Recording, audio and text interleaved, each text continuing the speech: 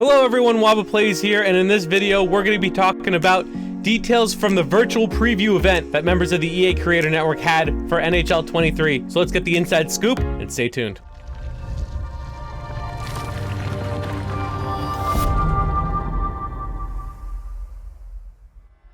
Shout out to EA and the Game Changer program for giving us the inside scoop. Today I'm going to go through some of the details from that presentation. It was a really cool presentation. It was moderated by Ray Almeida, and Rammer was there, Chris Halleck, who's the lead producer, and also Mike Engelhart, who's a creative director. First off, the cover athlete, Trevor Zegras and Sarah Nurse. I know it might have leaked. Both are young players. Both have a big skill set, and it's going to be really interesting to see that the direction they want to go to. It's not like your Ovechkins, your Austin Matthews, or your Austin Matthews. Seems like a younger skill set generation. Another big point is IIHF, a women's national team, is going to be integrated in HUT. If you want to see more about the women integration in HUT, make sure to check out the video on my channel. I'm going to put the link in the description below as well. NHL has finally added crossplay. However, you're only going to be able to play with people in your generation. So PS5 is only going to play with Xbox Series. PS4 is only going to be played with Xbox One.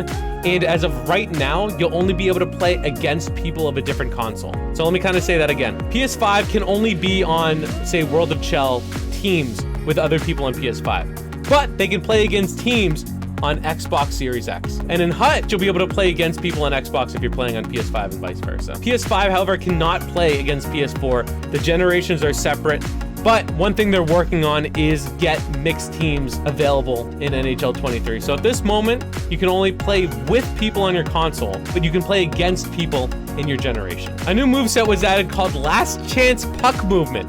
And this is a new set of desperation animations and moves when you stumble or when you get bumped off the puck. Also loose puck situations. It gives you a chance still to make a play. Whereas in NHL 22, you get bumped off the puck, you're done. You're gonna be stun locked. However, here, if you time it right, you might be able to get a pass off as you're falling, or even a shot off depending on where you are. It's gonna lead to last chance efforts, more realistic play continuation, and more importantly, more cool goals. They've enhanced the goalie AI, which is something I know they try to improve on every year. They've added 50 new human desperation saves and 350 save animations. They've upgraded X Factors, and the AI is more likely to utilize X Factor players. For example, Ovechkin still has 1T, and the AI is gonna try to feed him in the slot to get those one-time opportunities. And they've also updated other X Factor traits. Tape to tape is going to be riskier backhand passes and coverage. Send It is going to have the AI more willing to give the puck to people for breakouts with this.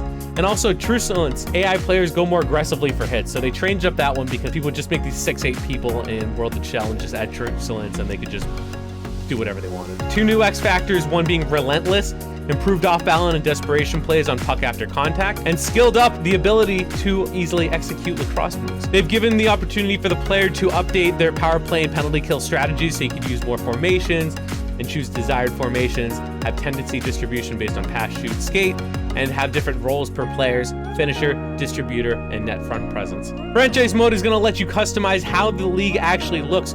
You can change the number of custom teams from 6 to 48. You can change conferences and divisions of the league.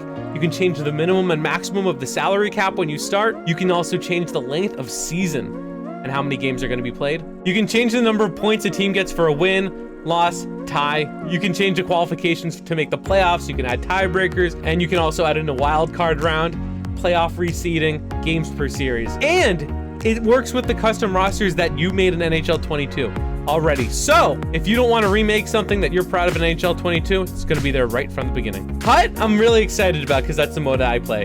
They said that there's going to be a rotating schedule of play styles for HUT Rivals playlist, 10 rotating game styles. And they're going to mix in a combination of immediate rewards in HUT to add variety and reduce the lag time between waiting for rewards. And they're going to give higher value rewards to people in top divisions. So there's going to be more separation between the rewards that you get in higher levels. Another big enhancement this year, and I think a lot of people aren't going to really see the value of this right away compared to some of the other changes, but it's the crowd atmosphere. This was my favorite part of the presentation because you saw that the crowd was reacting more to what happens. Like the score of the game, what's happening on the ice, cool shots, saves, goals. The examples that we saw was a power play and someone was just teeing off at the point, and every time they shot it and hit the same player, the whole crowd would be like, oh, oh, oh. It was really cool to see. And it just kind of mimics what happens in real life. And likewise, I know this part would never happen, but Buffalo was winning by 10 goals. and the crowd was on their feet, standing, cheering, and counting down the final 10 seconds as well. There's also going to be anticipation for breakaways, for rushes. The crowd's really going to get into it. There's also going to be high energy on big goals, and also boos for the refs, away players, and also poor home team performance. I think you're definitely going to appreciate the crowd as you continue to play, and you're going to be like, wow, this actually feels like I'm really playing in an arena. They improved the hat trick sequence, and you're going to see a lot more involvement from the home team crowd and acknowledgement at away games. It's going to less be, you know, the same exact sequence we've seen in years and years and years.